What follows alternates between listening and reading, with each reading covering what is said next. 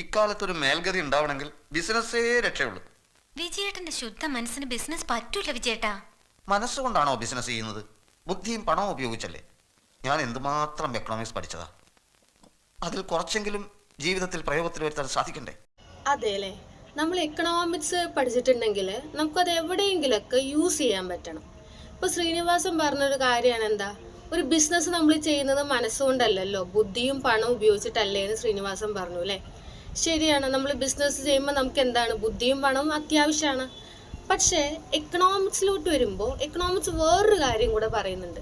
അതായത് നമുക്കൊരു ബിസിനസ് തുടങ്ങാൻ അല്ലെങ്കിൽ ഒരു പ്രൊഡക്ഷൻ തുടങ്ങാനായിക്കോട്ടെ, ഈ പറഞ്ഞ ബുദ്ധിയും പണവും അത്യാവശ്യമാണ്. ശ്രീനിവാസൻ പറഞ്ഞത് വളരെ ശരിയാണ്. പക്ഷെ ഇതിൻ്റെ ഒപ്പം തന്നെ വേറെ രണ്ട് കാര്യങ്ങളൂടെ എക്കണോമിക്സിൽ പറയുന്നുണ്ട്.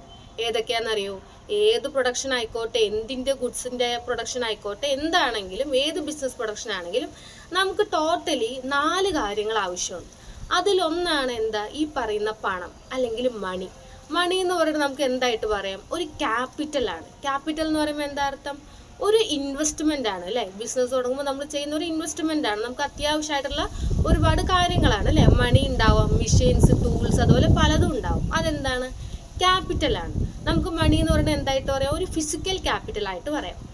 രണ്ടാമത് എന്തായിരുന്നു ശ്രീനിവാസൻ പറഞ്ഞത്, അതായത് ബുദ്ധി, അറിവ്, അതായത് നോളേജ്, സ്കിൽ എന്നൊക്കെ പറയണത് എന്താണ്, ഹ്യൂമൻ ക്യാപിറ്റലായിട്ട് നമുക്ക് പറയാം.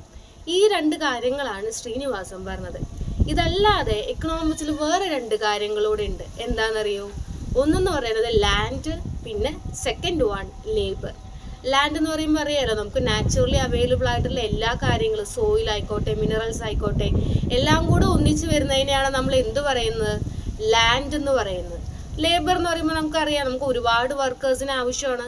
അതെന്താണ് അപ്പോൾ, ലേബർ എന്ന് നമ്മൾ പറയും വർക്കേഴ്സിന്. അപ്പോൾ ഏതൊരു പ്രൊഡക്ഷന് വേണ്ടിയിട്ടാണെങ്കിലും നമുക്ക് ഈ 4 കാര്യങ്ങൾ, ഈ 4 ഫാക്ടേഴ്സ് വളരെ ഇമ്പോർട്ടൻ്റ് ആണ്. ഈ 4 ഫാക്ടേഴ്സിനെ നമ്മൾ വിളിക്കുന്ന പേരാണ് ഫാക്ടേഴ്സ് ഓഫ് പ്രൊഡക്ഷൻ എന്ന് പറയുന്നത്.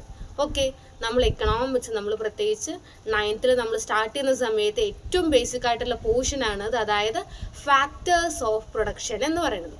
എക്കണോമിക്സ് എന്ന് വെച്ചാൽ എന്താ, എക്കണോമിക്സിന് ഒരു ബേസിക് ഡെഫിനിഷൻ വേണ്ടേ. അതും കൂടെ നമ്മുടെ ശ്രീനിവാസൻ നല്ല കൃത്യമായിട്ട് ഒരു കിടിലൻ ഡെഫിനിഷൻ തന്നിട്ടുണ്ട്. അതെന്താന്ന് കൂടെ നമുക്ക് നോക്കാം. Economics is a science which studies human behavior. It's a relationship between ends and scarce means which have alternative uses. Okay, അപ്പോൾ എന്താണ് ഡെഫിനിഷനിൽ പറയണത്, എന്താ, നമ്മൾ ഇത്രയും ഡെഫിനിഷൻ കേൾക്കുമ്പോൾ തന്നെ നമുക്ക് മനസ്സിലാവുന്നുണ്ട് അല്ലേ, എക്കണോമിക്സ് എന്ന് പറയുന്നത് അത്ര ഒരു ചെറിയൊരു ചില്ലറക്കാരനല്ല എന്ന് നമുക്ക് മനസ്സിലാവുന്നുണ്ട്. അപ്പോൾ ഈ വർഷം 9th കയറിയവർക്ക് അറിയാം, എക്കണോമിക്സ് സോഷ്യൽ സ്റ്റഡീസിൽ പുതിയതായിട്ട് വന്ന ഒരാളാണെന്ന്. അപ്പോൾ എക്കണോമിക്സിനെ കുറിച്ച് നമുക്ക് ഒരുപാട് ഡീറ്റെയിൽ ആയിട്ട് മനസ്സിലാക്കാനും അത് നമുക്ക് ലൈഫിൽ അപ്ലൈ ചെയ്യാനൊക്കെ ആയിട്ട് വേഗം തന്നെ നമ്മുടെ ക്ലാസ്സസിൽ ജോയിൻ ചെയ്യുക. Join in neo home tuition.